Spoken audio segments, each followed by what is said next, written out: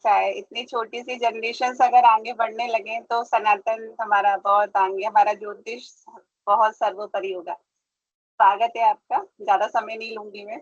और हमारे गोस्वामी जी भी दिख रहे थे, और एक अमित शर्मा, अमित कुमार जी। हाँ जी, अमित कुमार मैम। जय गणपति जी। नमस्कार। नमस्कार। जय गणपति जी। हाँ जी मैम, बस बताइए। आज जुड़ गए आज दिव्यानी जी के थ्रू ही जुड़े। तो वही मतलब यही था कि देखना था कि क्या है अपने रिलीजन के बारे में और कैसा है। तो देखिए, ज्योतिष देख में मैं पहले भी बात करती हूँ कि हम लोग क्यों जुड़ते हैं, तो कहीं ना कहीं हमारी दशाएं कनेक्ट होती हैं इस तरह की कि हम लोग जुड़ पाते हैं। राहु की, गुरु की, केतु की, शनि की, ये हमें कनेक्ट करती है रिसर्च के लिए। और कभी कभार हमारे साथ दशाओं के साथ गोचर भी कनेक्ट होता है कि हमारा 12वें भाव में गुरु बैठा है, नवम भाव में हमारा शनि बैठा है, तो ये हमें कनेक्ट करता है। जब हमें ये सब चीज कनेक्शंस मिलते हैं ना, तो हमें हमारे को हमारी जो संगति होती है, वो संगति भी हमें ऐसी ही मिलती है जिसमें कोई शनि महाराज की तरह बहुत ज्यादा रिसर्च वाला होता है, एक कोई गुरु की तरह बहुत ज्ञानी होते हैं, तो कोई केतु की तरह अध्यात्म से बहुत जुड़े होते हैं। तो हमें ऐसे ही सब विशेष विशेष प्रकार के लोगों का संपर्क मिलता है जो हमारी संस्कृति को आगे बढ़ाता है, और उसी को हम अपनी संगति कह देते हैं। और कहते हैं ना, जैसी संगति में रहेंगे वैसे ही हम लोगों के विचार मिलेंगे। तो आप हमसे जुड़े हैं तो कहीं ना कहीं हमारा गोचर भी अच्छा है और आपका भी बहुत अच्छा है, तो स्वागत हाँ है जी आपका। Ma'am, sure. Thank you ma'am. जय गणपति। गोस्वामी जी, सर आप भी आइए। जय गणपति मैम जी। मैं श्री जय गंगानगर गणपति से हूँ, राजस्थान से। जी। जी, और स्वागत है मेरा आपका। सौभाग्य है कि मैं आपसे जुड़ा हूँ अब। आज यात्रा का जो पहला दिन है, और उम्मीद करता हूँ कि ये कामयाबी मिलेगी। बिल्कुल मिलेगी। और आपका भी सौभाग्य है और हमारा भी सौभाग्य है, और सभी हमारे मित्रगणों का सौभाग्य है कि हम एक दूसरे से जुड़ रहे हैं, क्योंकि कोई एक अकेला नहीं बढ़ता है, सब साथ में संगठन में चलते हैं तभी आगे बढ़ पाते हैं। एक अकेला कुछ नहीं कर सकता। तो हम एक बस मैम। गठबंधन लेके चल रहे हैं और उसको आगे बढ़ाते चलें, और इसमें आपका सबका सहयोग भी चाहिए रहेगा। आप मेहनत करेंगे, एक एस्ट्रोलॉजरों की पूरा ब्रांच हमने जो खड़ी करी है इसको आगे बढ़ाएंगे। और आपका बहुत स्वागत है। एस्ट्रोलॉजी में इंटरेस्ट क्यों है, आप बताइए, आप अपना थोड़ा सा कुछ। मैम ये तो एकदम से ये हो गया।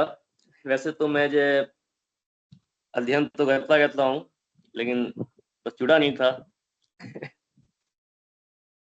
चलिए, ठीक है। जय गणपति की, स्वागत है आपका। जय अब हम मांगे। हाँ जी, अदिति जी बोलिए। जय गणपति की मैम। जय गणपति की, बस बताइए। मैम कुछ नहीं। हैंड आपकी रेस क्लास। किया था आपने। अच्छा सॉरी मैम, गलती से हो गया होगा। मैं कैमरा शुरू करने की कोशिश कर रही थी। आपकी कोई क्लास में बात मैम चाय पीने की जरूरत ही नहीं पड़ती, हम ऐसे ही फ्रेश हो जाते हैं एकदम। नहीं, पॉजिटिव पॉजिटिव सबको करती हूँ कि हंसो मुस्कुराओ, कुछ नहीं रखा है लाइफ में, हाँ हंसते जी रहो। मैम, बिल्कुल जो है वो स्थिर है, जो चीज है वो स्थिर है, हमें भोगनी है। तो फिर बिल्कुल। रोकर क्यों काटते हो, हंस के काटा जाए तो बहुत अच्छा रहेगा। जी मैम। और चलिए, हंसी मजाक तो अपने साथ चलती रहेगी, थोड़ी सी क्लास को भी आगे बढ़ाते हैं।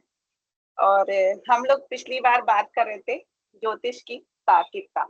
थोड़ा सा जल्दी से शॉर्ट में हम आगे बढ़ते हैं, क्योंकि पिछली बार गोस्वामी जी भी नहीं थे और भी हमारे 4 मित्र नहीं थे जो आगे आ चुके हैं। तो हम बात कर रहे थे, तो इसमें हमें ये कहना था कि हमारी प्राचीन सभ्यता को हमारे जो पूर्वजों ने इस तरह की विचारधारा बना दी कि हम उसको अलग तरीके से देखें। उन्होंने 4 पॉइंट दिए गए, और उन 4 पॉइंटों में हमें बताया कि प्रत्येक मनुष्य अपने कर्मों के अधीन है, मतलब उसको अपने कर्म करने ही हैं। कर्म के बिना वो बेकार है, तो वो कर्मों के अधीन है, मतलब उसे कर्म अवश्य करना है। ऐसा कोई मानव नहीं है, क्योंकि मानव मिले हैं, कई लोग बोलते हैं हम बहुत व्यस्त हैं, तो भैया बहुत अच्छी बात है। व्यस्त हो तो मतलब भगवान ने आपको चुना है कर्म के लिए, क्योंकि हर किसी को नहीं मिलता। जीव जंतु होते हैं, वो कोई कर्म नहीं करते हैं, उनके पास भोजन के लिए भटकते हैं, और हम जैसे या आप जैसे कोई मित्रगण होते हैं जो उनको भोजन दे देते हैं और बिना मेहनत के उनको भोजन मिल जाता है, खा के और सो जाते हैं। तो अगर हम कर्म करके भोजन पा रहे हैं तो मतलब हम मानव प्राणी हैं, हम जीव जंतु नहीं हैं, पड़े पड़े खाते नहीं हैं। इसीलिए हम भाग्यशाली हैं कि हम कर्म कर रहे हैं। अब हम कभी उदाहरण के लिए बहुत सारे चीजें ले लेते हैं कि भाई बहुत धनवान है तो हमारे पास कोई काम नहीं है। तो भैया आप दुर्भाग्यशाली हो। अगर आपके पास इतना धन है कि आपके पास कोई काम नहीं है तो ये बात के लिए दुर्भाग्य है। क्यों? क्योंकि आप इंसान ही नहीं हो। क्योंकि जो कर्म करके आप फल पाओगे वो फल मीठा है, उसका फल अच्छा है, उस फल में स्वाद है। उसी प्रकार से इन्होंने, हमारे बुजुर्ग जो पूर्वज थे, उन्होंने बोला कि जो कर्मों के अधीन है वो सर्वश्रेष्ठ है, मतलब आप कर्म अवश्य करिए। दूसरा पॉइंट इन्होंने बोला कि प्रत्येक कर्म का प्रतिफल होता है, मतलब जो भी हम कर्म करते हैं वो हमें रिटर्न में आता है, लौट कर आता है। रिटर्न ऑफ कर्मा कहते हैं, हाँ कर लो, रिटर्न ऑफ कर्मा है, ये तो आपको भोगना पड़ेगा। जो आज आपने किया है वो कल आप भोगोगे। इस जीवन में नहीं भोगोगे तो किसी और जीवन में भोगोगे, लेकिन जब किसी और जीवन में भोगोगे तो वो 100 गुना मिलेगा। आपने किसी को एक तीर मारा तो आपको 1000 तीर लग सकते हैं, 100 तीर लग सकते हैं। जैसा कि मैंने पिछली बार पितामह की कहानी सुनाई थी कि उन्होंने एक कांटों की झाड़ी में फेंका था सांप को, और उनको तीरों की सैया पर लेटना पड़ा।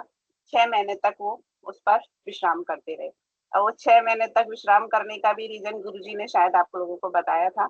दोबारा से मैं नहीं बताती। उत्तरायण और दक्षिणायन का वजह से, कि उस समय दक्षिणायन था और उत्तरायण का इंतजार कर रहे थे।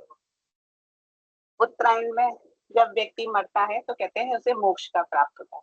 इसलिए भीष्म पितामह ने, क्योंकि उनको इच्छा मृत्यु का वरदान था, तो वो चाहते तो कभी भी अपने प्राण त्याग देते और इस तरह के कष्ट नहीं भोगते। लेकिन जब हमारे, कहते हैं ना, जब दशाएं आती हैं तो दिशाएं बदल जाती हैं। तो जब उनका भोगने का, भोग का समय था, तो दक्षिणायन था सूर्य, और उत्तरायण का उन्होंने इंतजार किया, तो उन्होंने 6 महीने अपने भोग भोगे। तो उसमें उनके भी हाथ में नहीं था, ना तो वो सूर्य को पलट सकते थे।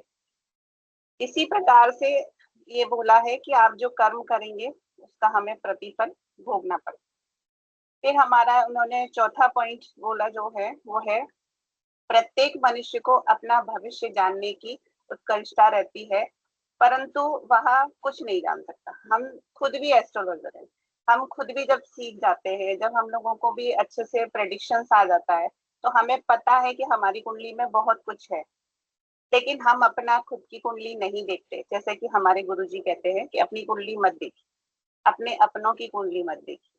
तो इसका सिर्फ एक ही वजह है कि आप अपने भविष्य के बारे में जान लेंगे, अच्छा है तो ठीक है, लेकिन अगर किसी तरह की कोई परेशानी वाली चीज अगर पता चलती है तो घातक है। तो इसलिए उन्होंने कहा है कि जो हमारे भविष्य के जानने की जो हमारी इच्छाएं हैं, क्योंकि मानव के अंदर क्या है, कामना है। क्योंकि हम मानव हैं तो हमारे साथ सबसे पहले जुड़ती है कामना, इच्छाएं। क्योंकि जब हम इच्छा करेंगे तो इच्छा पूर्ति के लिए कर्म करेंगे। जब हमारे अंदर इच्छाएं नहीं होंगी तो हम इच्छा पूर्ति के लिए कर्म ही नहीं करेंगे। कोई इच्छा ही नहीं होती, खाना खाने का मन ही नहीं होता तो बनाएंगे ही क्यों? पैसे की जरूरत ही नहीं है तो कमाएंगे क्यों? जब इच्छाएं नहीं है, और जब इच्छा है कि मुझे इस बार गाड़ी लेनी है, अगली बार बंगला लेना है, अगली बार मुझे शॉपिंग जाना है, अगली बार मुझे घूमने जाना है, तो पैसा कमा रहे हैं, दिन रात एक कर रहे हैं। इच्छाएं हैं जब ही तो कामनाएं हैं, तभी तो हम काम कर रहे हैं। तो हमारे संग उन्होंने भविष्य को जानने की जो इच्छाएं रहती हैं, भविष्य इस बारे में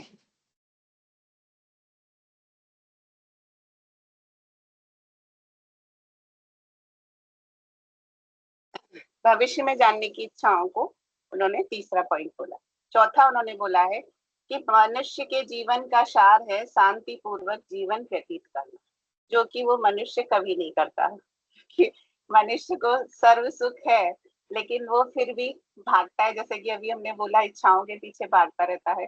एक चाहे तो वो अपने बारे में शांति पूर्वक उतना ही अपने व्यवसाय के अलावा इधर उधर ना सोचे, लेकिन जब उसके पास धन आता है, जब उसके पास इच्छाएं हो जाती हैं, परिवार हो जाता है, तो वो और कर कर अपनी शांति खुद भंग कर लेता है। तो शांति पूर्वक जीवन व्यतीत करने के लिए कहते हैं कि भोजन और भजन शांति से करो। तो भाई इतना समय दो हर चीज को कि आपका साथ में भजन भी हो। इसके लिए हमारे बड़े बुजुर्ग जो हमारे थे पूर्वज, वो कहते थे दैनिक दिनचर्या रखो, अपनी दिनचर्या स्थिर करो। दिनचर्या में आप थोड़ा सा समय भगवान के लिए निकालो। दैनिक पूजन पाठ में आप भगवान के लिए थोड़ा सा समय दो। इसीलिए उन्होंने कहा है अगर शांति पूर्वक जीवन व्यतीत करना है तो सबका समय स्थिर करो। तो यहाँ पर इन्होंने यही बोला कि जो हमारा वातावरण है हम उसके अनुसार भाग रहे हैं, हमें उस वातावरण के अनुसार ना भागते हुए अपनी दिनचर्या को स्थिर रखना चाहिए। जो आज का माहौल है कि रात को 2 बजे तक गाना, शादी, पार्टी ये सब चल रही है, हमारी पूरी दिनचर्या खराब हो जाती है। अगला दिन हमारा पूरा खराब हो जाता है जब हम 2 बजे तक एक दिन पहले जग जाते हैं। इसीलिए हमें वातावरण के अनुसार नहीं, अपनी दिनचर्या के अनुसार चलना चाहिए, ऐसा हमारे पूर्वज कहते थे। तो ये 4 उन्होंने पॉइंट हमें बताए थे। उसके बाद उन्होंने बोला था कि ज्योतिष शास्त्र में कर्म बहुत महत्वपूर्ण है, क्योंकि हमें जो पिछले जन्मों में किए गए कर्म फलों के आधार पर जो आज प्राप्त है वो हम उसको प्रारब्ध कहते हैं। जो आज हमें कुंडली मिली है, जो आज हम सबकी, आपकी कुंडली, मेरी कुंडली जो मुझे प्राप्त हुई है, वो हमें अपने प्रारब्ध से प्राप्त हुई है, कि हमारे प्रारब्ध हैं, ऐसा हमारे वेदांगों में लिखा हुआ है। इसके बाद उन्होंने बोला है कि भारतवर्ष कर्म भूमि घोषित किया गया है, जहां हम कर्म फल सदैव उपलब्ध रहते हैं। यहाँ का मानव भोग से लिप्त है और सुकर्म मतलब अपने कर्मों को छोड़ता नहीं है, करता रहता है। भारतवर्ष के बारे में जब इन्होंने बहुत सारी बातें कही, उनमें से एक बोला है कि भारतवर्ष ऐसी कर्म भूमि है जहाँ पर बड़े बड़े तपस्वी, यहाँ बहुत बड़े बड़े ऋषि, यहाँ पर बहुत ज्यादा मनन और तपस्या करने वाले लोग जन्म लिए और करा उन्होंने। इस पवित्र भूमि के बारे में उन्होंने इतना गुणगान बखान किया है कि उन्होंने बोला है सारे संसार में यही केवल एक ऐसा देश है जहाँ सारी जनसंख्या कभी ना कभी एक समय पर तीर्थ स्थान पर मिलती है। क्योंकि ये उन्होंने निश्चित कर दिया था, जो हमारे बुजुर्ग, हमारे पूर्वज थे, जो ऋषि मुनि थे, उन्होंने ऐसा इसलिए निश्चित कर दिया था क्योंकि जब हमें पता है वातावरण ऐसा हो जाएगा कि समय का अभाव होगा, कोई किसी से मिलना नहीं चाहेगा, एक संगठन खत्म हो जाएगा, तो उन्होंने इस तरह के तीर्थ स्थल बनाए जहां पर हम सब लोग एकत्रित हों। ऐसा एकत्रित होने से हमारे सनातन को बढ़ावा मिले, लोग अपनी संस्कृति से जुड़े, इसीलिए उन्होंने इस तरह के कई तीर्थ स्थल बनाए। ऐसा उल्लेख शिव पुराण में बताया गया है। शिव पुराण में बोला है किसी न किसी नदी में किसी विशेष दिनों पर स्नान करने से नक्षत्रों के प्रभाव से अद्भुत घटनाएं घटित हो सकती हैं। जब सूर्य व बृहस्पति एक राशि में मिलते हैं तब उसे विशेष मांगलिक अवसर माना जाता है। जब ये दोनों ग्रह मकर राशि में मिलते हैं तब जनता के लिए हरिद्वार में गंगा स्नान करने का निर्देश मिलता है। जो बुजुर्ग लोग थे वो आदेश देते थे कि उस समय दोनों मकर राशि में है सूर्य और बृहस्पति, तो जाओ आप लोग गंगा स्नान करो। अपने मतलब घर के लोगों को बोलते थे कि गंगा स्नान करोगे तो बहुत फल मिलेगा। तो इसी तरह से हमारे ये सनातन बन गई, ये हमारे रीति रिवाज बन गई, या हम एक संस्कृति बन गई जिसको लोग आज भी निभाते हैं, और इसको हम कुंभ कहते हैं। यहाँ पे कुंभ का वर्णन किया है। समुद्र मंथन में अमृत कुंभ के द्वारा प्राप्त होने पर असुर उसे छीनने लगते हैं। धनवती देव थे, वो एक बहुत बड़े चिकित्सक थे, तो उनके द्वारा जब समुद्र मंथन में से वो निकले और वो अमृत का कलश लेकर निकले थे, जैसा कि आप लोगों को पता होगा कि जब अमृत का कलश निकला तो मोहिनी रूप रखकर कृष्ण भगवान ने उसको ले लिया। उस इंद्र के पुत्र जयंत ने छीनने की कोशिश की गई और उससे दैत्यों ने छीना। अब आपको पता होना चाहिए कि दैत्य और देवताओं में युद्ध चल रहा था, क्योंकि देवताओं की शक्ति क्षीण हो गई थी। ऋषि अगस्त के द्वारा उनको शाप मिला था जिससे वो क्षीण हो गई थी।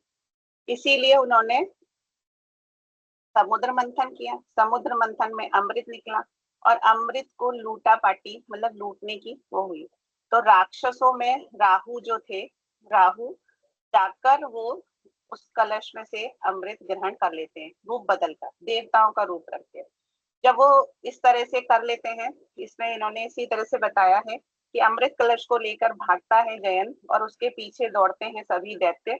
वह भागकर दौड़कर 12 दिवस यानी कि मानुष के 12 वर्ष तक चलती रहती है। इन दिव्य 12 दिनों में 4 स्थानों पर 4 बार दैत्यों को जयंत पकड़ लेता है, जैन को पकड़ लेते हैं और अमृत कुंभ को छीनना चाहते हैं। सूर्य घटक को मतलब मटके को रक्षा करते हैं, चंद्रमा अमृत की रक्षा करते हैं और बृहस्पति जैन के ध्यान रखते हैं, जैन का, और जिससे वो कलश फूट ना जाए।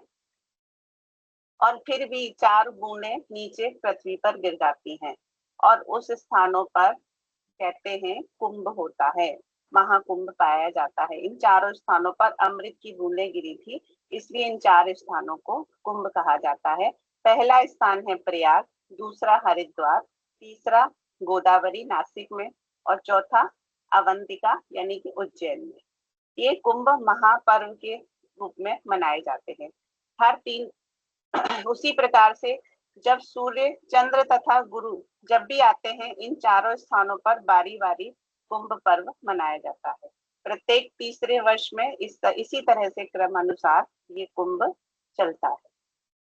प्रयाग में महाकुंभ जब होता है तो बृहस्पति वृष राशि में होते हैं और सूर्य देव 14 जनवरी यानी कि संक्रांति, मकर संक्रांति में प्रवेश करते हैं। लाखों की संख्या में संत समागम होता है और पूरे माह के महीने में, कल्पवास कहते हैं माह के महीने को, इसमें एक मेला लगता है मकर संक्रांति का। और कहते हैं मकर संक्रांति के दिन गंगा सागर में भी स्नान का महत्व होता है। कहते हैं सारे तीर्थ बार बार और गंगा सागर एक बार। तो गंगा सागर का जो तीर्थ होता है उसका भी विशेष महत्व हमारी सनातन संस्कृति में बताया गया है। उसके बाद हमारे इसमें इन्होंने स्नानों के बारे में बताया है कि कौन सा स्नान कब होता है। इन्होंने बोला है कि मकर संक्रांति के दिन गंगा सागर में मेला लगता है और द्वितीय स्नान एकादशी के दिन होता है 19 जनवरी के आसपास। और तीसरा स्नान इन्होंने बोला है कि अमावस जो पड़ती है माह की, उसे हम मौनी अमावस कहते हैं, उस पर होता है। चतुर्थ स्नान बसंत पंचमी का होता है और पंचम स्नान अचला संपत्ति अंचला सप्तमी का होता है। और षष्ठम स्नान एकादशी का होता है और सप्तम माह शुक्ल की पूर्णिमा का होता है। इसी प्रकार पूरे 1 महीना हमारा कुंभ का मेला चलता है। प्रत्येक 3 वर्ष में अर्ध कुंभ के रूप में यह पर्व हर स्थान पर मनाया जाता है, परंतु प्रत्येक 12 वर्ष के बाद पुनः उसी स्थान पर फिर से कुंभ मनाया जाता है। इसी प्रकार जब बृहस्पति और सूर्य सिंह राशि में मिलते हैं तब जनता, सभी लोग, सनातन लोग गोदावरी में स्नान करने को जाया करते हैं। यह योजना एक सोच विचार कर बनाई गई थी, इससे सभी लोग एकत्रित होकर एक गुरु संगठित है।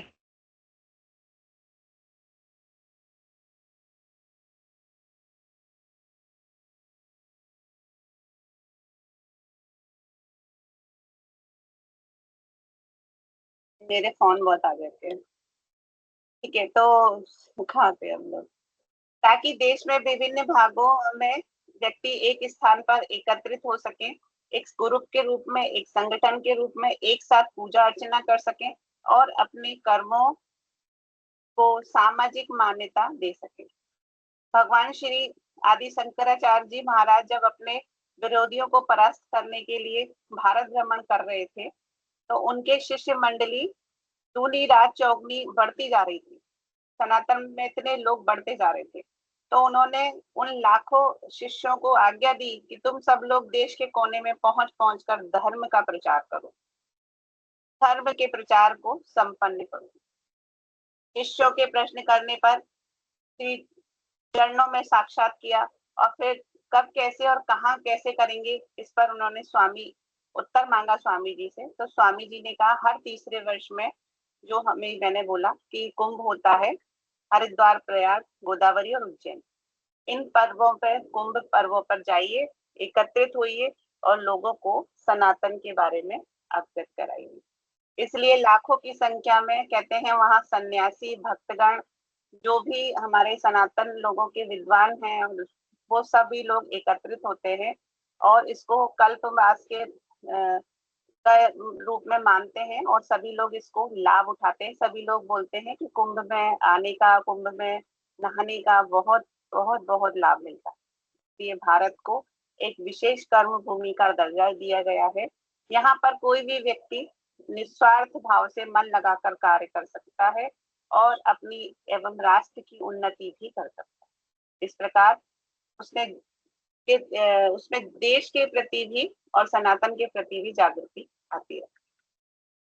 इसके बाद उन्होंने यहाँ पर जो बात की है, यहाँ पर उन्होंने बोला है 10वें भाव के बारे में बात की है, जो हमारा कर्म भाव है। कुंडली का जब हम कभी परीक्षण करते हैं तब हम देखते हैं कि हमारा जो कोई भी व्यक्ति की इच्छाओं का मेल उसकी योग्यताओं पर से कैसे करता है, ये उसकी उन्नति बताती है। इसमें एक कुंडली का विश्लेषण दिया हुआ है जो कि आप लोग अभी नहीं कर सकते और इसीलिए इस पर हम आगे चर्चा करेंगे। मैम आप जो ये बता रही हो वो कौन सी बुक में है? मतलब जो बुक हम लोगों को मिली है उसमें कहीं ये मतलब है क्या प्रेजेंट जो भी आज आपने बताया है? जी जी बिल्कुल है, देखिए ये वाली है।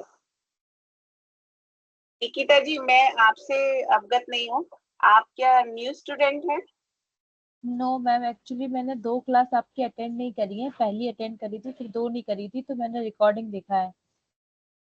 जी जी जी, तो आप कहाँ से हैं, अपने बारे में? मैम मैं ग्वालियर से हूँ मैम।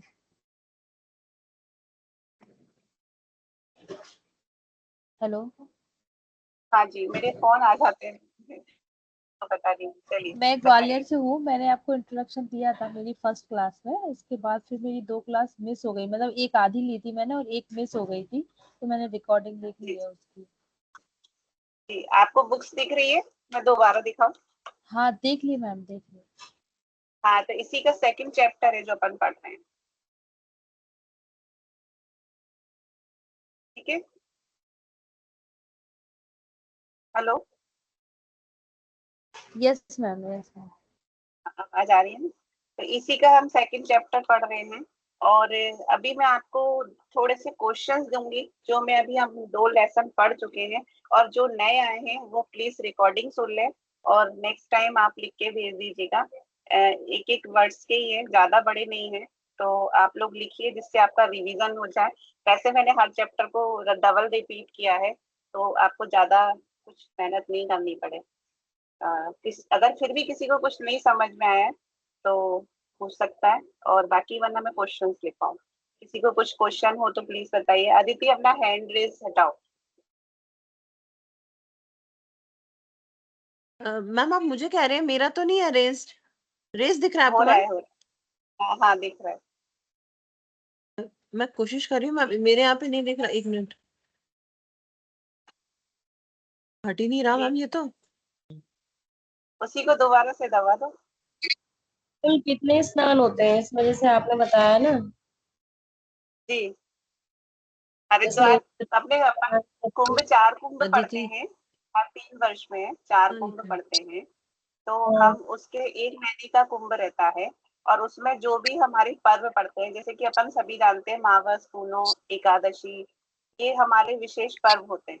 इन पर विशेष स्नान रहता है। अब माह के महीने में मौनी अमावस बहुत बड़ा पर्व माना जाता है।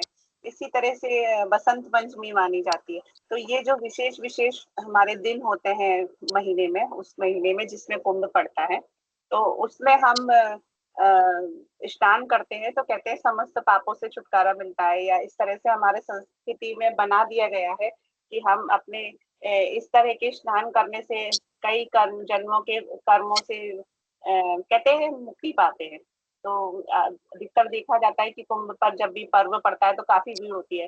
वैसे तो पूरे महीने नहाने का ही महत्व होता है, लेकिन विशेष विशेष स्नान होता है कि भाई आज पहले साधु महाराज नहाएंगे। तो साधु सन्यासी नहाने का उनका सिर्फ यही एक फल है कि वो लोग हमें सनातन से बता रहे हैं कि आज हमारा विशेष है, वरना आपको कैसे पता चलेगा? क्योंकि हर कोई इतना तिथियों से अवगत नहीं है, तो आज बोले आज वसंत पंचमी, आज विशेष स्नान है, मौनी अमावस्या, तो पहले बोले ये अखाड़े वाले नहाएंगे, वो अखाड़े के नहाएंगे। तो व्यक्तियों को पता चल जाए कि हमारी सनातन संस्कृति में आज विशेष पर्व है, इस पर हमें स्नान करना चाहिए, ये हमारे समस्त पापों से छुटकारा पाने के लिए। और बाकी हमें तो कई बार ऐसा पर्व बनते हैं जब हम चाहें तो स्नान कर सकते हैं। जैसे तो हर महीने की मावस पुन्नों पे भी अपन कहते हैं कि दान पुण्य स्नान लिखा होता है, आप देखेंगे पंचांग में, दान पुण्य स्नान। तो पहले आप गंगा जी में स्नान कीजिए और फिर गंगा किनारे दान पुण्य कीजिए, इससे आपके कई प्रारब्धों से आपको मुक्ति मिल सकती है, जो आपको ऋण लेकर आए हैं, ऋणानुबंधनों से मुक्ति मिल सकती है। बाकी हो गया, किसी और का प्रश्न कुछ है? मैम मुझे ये पूछना चलिए। था कि अगर जैसे बहुत भीड़ होती है और हम नहीं कर पाते, कुंभ में जा पाते, तो फिर मैम इसके और कोई मतलब कोई अदर प्रोसेस होता है जो हम फॉलो कर सकते हैं, या उसको जल को घर पे ले आए? देखिए, गंगा जल तो हमेशा एक हमारे सनातन की सबसे अच्छी चीज ये है कि गंगा जल में कभी कीड़े नहीं पड़ते। अगर हम पूछें कि भाई भगवान है तो साफ आप घर में पानी भर के रख लीजिए, कीड़े पड़ जाएंगे, लेकिन गंगा जल को आप बरसों रखिए, उसमें कभी कीड़ा नहीं पड़ता। तो ये हमारे साक्षात भगवान है षष्ठी में, इससे हमें पता चलता है। तो आप गंगा जल लाके भी घर में स्नान कर सकते हैं, जैसे कि आज हमारा विशेष पर्व है और हम बाई चांस हम कुंभ नहीं, देखो स्थान का महत्व होता है, स्थान पे ओरा होता है। मंदिर जाने से, अब कई लोग कहते हैं कि हम इतने बड़े मंदिर गए, मथुरा वृंदावन गए, उज्जैन गए, महाकाल पे गए, लेकिन हम दर्शन नहीं कर पाए। जितने अच्छे से हम अपने घर से कर लेते हैं उतने अच्छे वहां दर्शन भी नहीं होते, क्योंकि जो अपने घर पे अपन मोबाइल या टीवी में देखते हैं बिल्कुल सामने दिख जाते हैं भगवान, और वहां जब इतनी भीड़ भाड़ धक्का धक्की में निकल जाते हैं तो भगवान कहाँ निकल गए अपन को ही नहीं देखते। लेकिन एक ओरा होता है भगवान का, भगवान का एक ओरा चलता है, ओरा होता है, और उस ओरे को हम महसूस करने जाते हैं।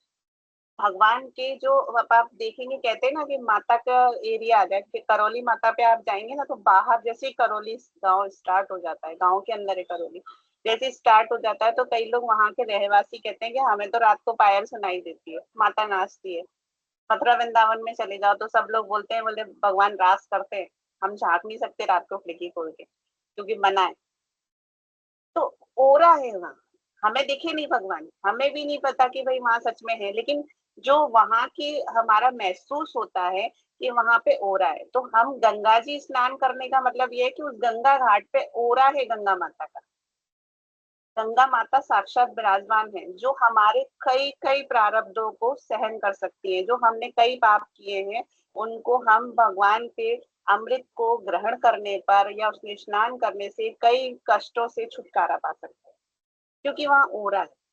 हालांकि अपने घर पे भी आप गंगा जल डाल के स्नान कीजिए, डेली कीजिए। अब अपन तो शिवलिंग पे रोज कहते हैं गंगा जल डालिए। गंगा जल से हमारे जाने कितने जन्मों के पाप दूर होते हैं। हर जगह गंगा जल डलता है, ऐसा कई स्थान, पंचामृत बनाएंगे तो गंगा जल डलेगा, स्नान कराएंगे तो गंगा जल डलेगा, कोई भी संकल्प करेंगे तो कहेंगे गंगा जल ले लीजिए हाथ में, क्योंकि जी गंगा मैम। जल हमारे कई पापों से छुटकारा देने के लिए है। लेकिन आप स्थान पे करेंगे तो उसका विशेष महत्व है, पर्व पे करेंगे तो उसका और विशेष महत्व है। लेकिन अगर देश काल पात्र में हम आ जाएंगे तो भाई कई लोग बहुत बहुत बहुत दूर रहते हैं, नहीं जा सकते, नहीं जा पाते, तो अपने घर पे ही 2 बूंद गंगा जल डालिए और स्नान कीजिए। पर्व का तो महत्व अपने घर पे भी आपको मिलेगा। इस पर एक छोटी सी कहानी सुना देती हूँ, थोड़ा सा लेट हो जाएगा आप लोगों की क्लास में।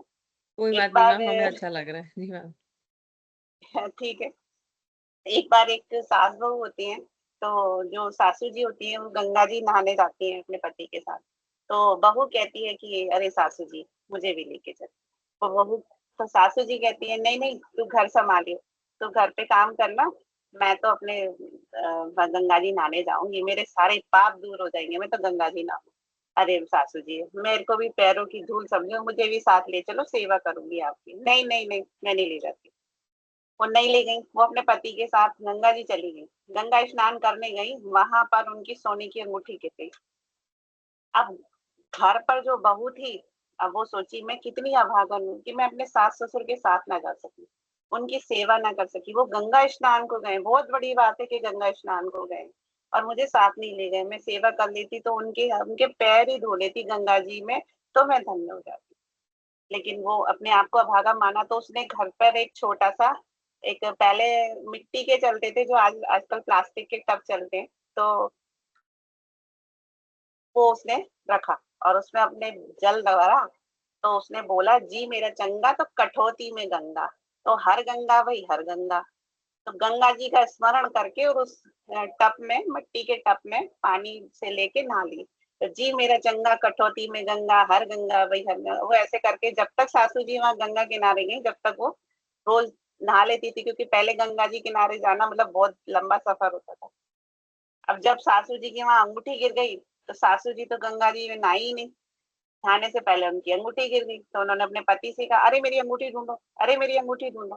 बोले, अरे भगवान पहले गंगा जी नाले, इतनी दूर चलकर आए, कितने दिनों में तो अपनी यात्रा हुई है। अरे छोड़ो तुम गंगा जी, पहले मेरी अंगूठी ढूंढो, सोने की अंगूठी खो गई। बोले, अरे बहू, वो अरे पत्नी, धर्म पत्नी, पहले तू नहा ले। बोले, नहीं नहीं नहीं, मेरी अंगूठी ढूंढो। और बोले, नहीं मिल रही, नहीं मिल रही। तो गंगा जी तो नहाई नहीं, और उठाया अपने पति के संग, हाथ पकड़ा और चलिए गए। फिर वापस जब घर आई, तो अपनी बहू से कहा। अब बहू जब घर पे नहा रही थी, जी मेरा गंगा कठौती में गंगा, तो जैसी वहां अंगूठी खोई और घर पे बहू के पास वो कुंठे में आ गई।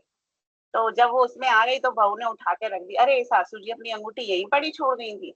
ले, ये यहाँ पानी में पड़ी मिल गई, कोई और के हाथ लग जाती, खो जाती। उसने उठा के आले में रख दिया। सासू जी जैसे ही आई, सासू जी का मुंह लाल हो रहा था गुस्से में। तो बहू आती है और पैर छूती है। अरे आप गंगा जी नहाए ही, मैं आपके पैर छू लूंगी तो ही धन्य हो जाऊंगी। वो पैर दबाए, पैर घुसे। बोले, अरे काय की गंगा जी नहाई मैं? बोले, क्यों? बोले, अरे मेरी अंगूठी गिर गई थी, मैं तो उसको ही ढूंढती रही। तो उसके पति ने कहा, अरे ससुर जी तो नहाने होंगे, ससुर जी के पाँव छीले। बोले, अरे इसने मुझे भी नहाने नहीं दी। तो बोले, अरे आप भी नहीं नहाए? बोले, नहीं। बोले, क्या हुआ? बोले, अंगूठी खो गई थी ना। बोले, अंगूठी तो आप घर पे ही भूल गई थी। बोले, नहीं मैं पहन के गई थी। बोले, नहीं दिखा। बोले, अंगूठी दिखाई बहू ने। बोले, ये मुझे नहाते समय यहाँ मिली थी। तो आपके मन में इतनी श्रद्धा थी कि गंगा जी आपके घर आ गई, और आपके मन में इतना पाप था कि आप गंगा जी के किनारे घाट पे जाके नहीं नहा के आ पाए। तो मन का भी शुद्धि होना चाहिए, तन की शुद्धि से कुछ नहीं होता। मन आपका पवित्र है, तभी गंगा स्नान का फल मिलेगा। ठीक है? ठीक है बहुत ही अदिति बढ़िया जी। मैम, बहुत बहुत ही बढ़िया मैम, मजा आ गया सुन के एकदम। बिल्कुल। लिखते थे दो चार और कथा कहानियों में चलते रहेगा। तो पेन ले लीजिए सब लोग। जी जी मैम। मैम एक क्वेश्चन पूछना था मुझे। हाँ जी, बोलिए। मैम इसमें ये लिखा है बुक में कि कुंभ के बारे में, तो मैम एक अर्ध कुंभ भी होता है ना? अर्ध कुंभ भी तो मनाया जी जाता है, वो किस ऋतु में मनाया जाता है? इसमें लिखा है कि सूर्य चंद्र तथा गुरु जब भी आते हैं तो जी, कुंभ कई लोग पर। मंदिर में नहा लेते हैं, अर्धकुंभी वहां पे भी मानते हैं, है ना? आवाज आ रही है आपको मेरी? जी जी मैम। है ना? मथुरा वृंदावन में भी मैंने तो सुन लिया है कि वृंदावन में भी मानते हैं, मथुरा वृंदावन में नालो अर्धकुंभी वहां भी होती है। लेकिन जो 4 कुंभों का वर्णन दिया है, हाँ, हमारे पूर्वजों ने जो दिया है 4 कुंभों का वर्णन, विशेष महाकुंभ उन्हीं को बोलते हैं।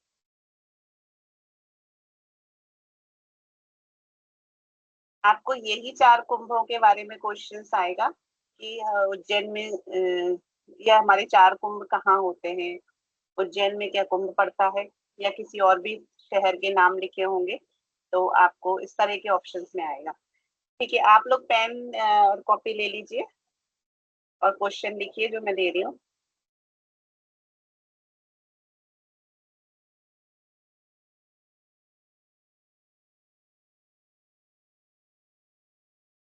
क्वेश्चन 1 है, प्रथम वेद कौन सा है?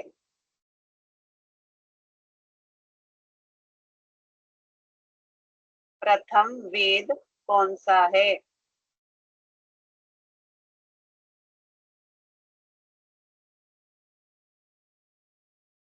सेकंड क्वेश्चन है, ज्योतिष वेद का कौन सा अंग है? ज्योतिष वेद का कौन सा अंग है?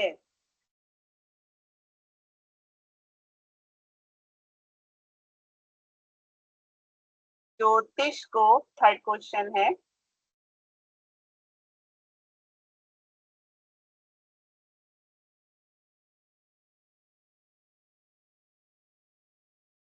वेदों का क्या माना है?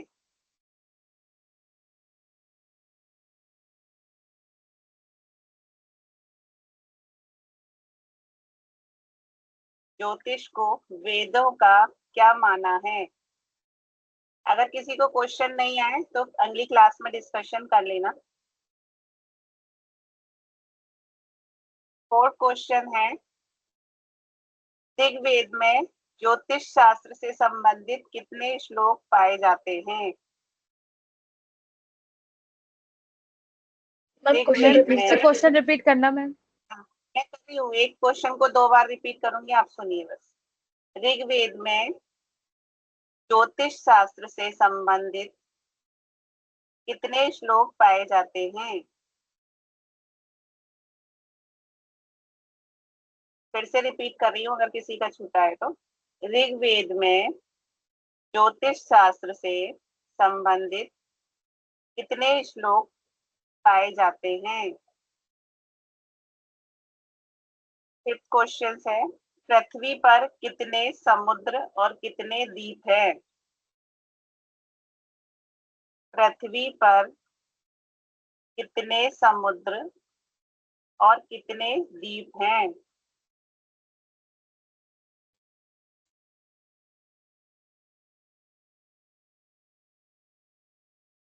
भारतवर्ष किस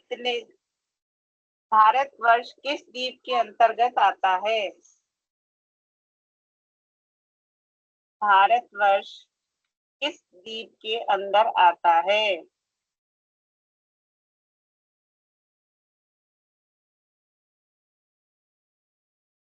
सुमेरु पर्वत की ऊंचाई कितने योजन है? सुमेरु पर्वत की ऊंचाई कितने योजन है?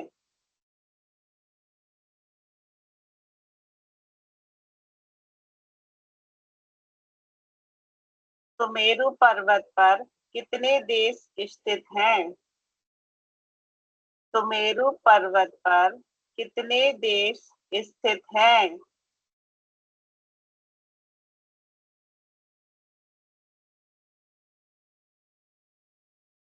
भद्राश्व का अर्थ बताइए।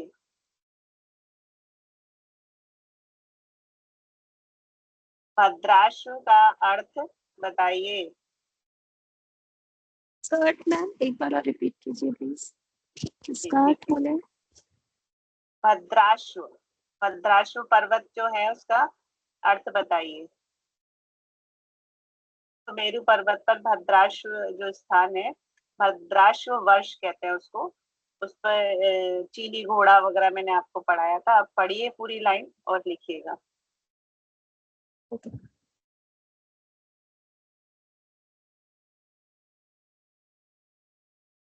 चंद्रमा से कितने 9 हो गए होंगे ना? मैम ये प्रीवियस क्वेश्चन एक बार और रिपीट कर दीजिए। ठीक है, भद्राश्व का क्या अर्थ है बताइए।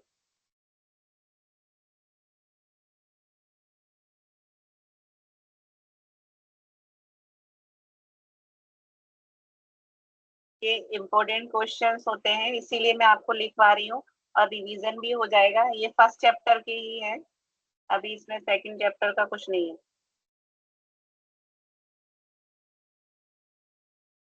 कलयुग में मनुष्य की सामान्य आयु कितनी बताई गई है? कितने हो गए क्वेश्चन ये और बता दीजिए। मैम 10 हो गए, 10 हो गए मैम। मैम भद्राश्व वाला 9th था और 10th आप कुछ कह रहे थे चंद्रमा से, और फिर 11th है कलयुग में। चंद्रमा से वाला मैम पूरा नहीं हुआ।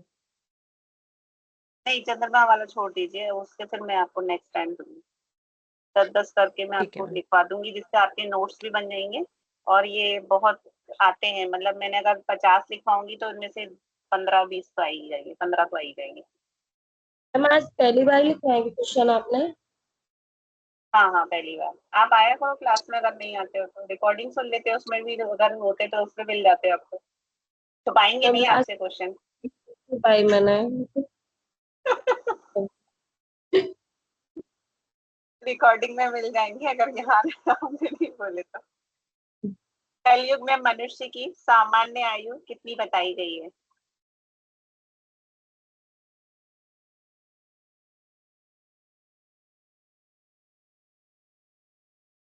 ये 10 क्वेश्चन आप लिख लीजिए। अगली बार हम इनके आंसर देंगे और जिनके सही हो तो अच्छी बात है, जिनके थोड़े बहुत इधर उधर होंगे तो वो सही कर ले, और फिर हम जब टेस्ट लेंगे तब वो आपके काम आएंगे। और फिर हम 10 करके हर क्लास में क्वेश्चन लेते रहेंगे, तो नोट्स भी बन जाएंगे और शॉर्ट नोट्स भी बन जाएंगे।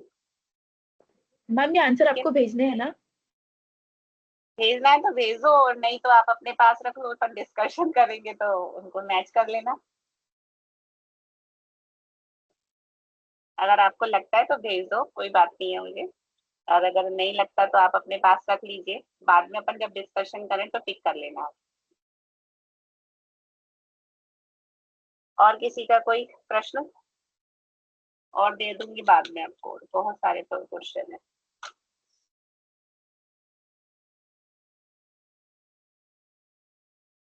Okay ma'am. सर्वे भवन्तु करें।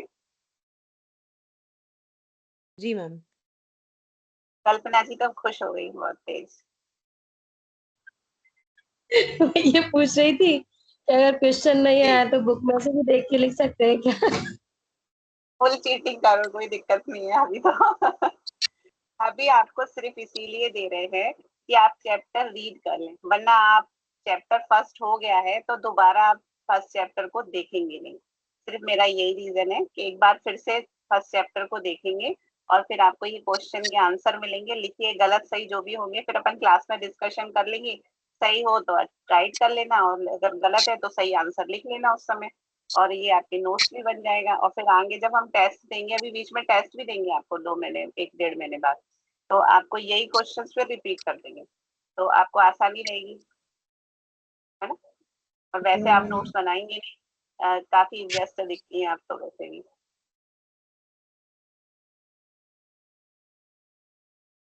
चलिए, सर्वे भवन्तु करें। और किसी का कोई प्रश्न हो तो बताइए।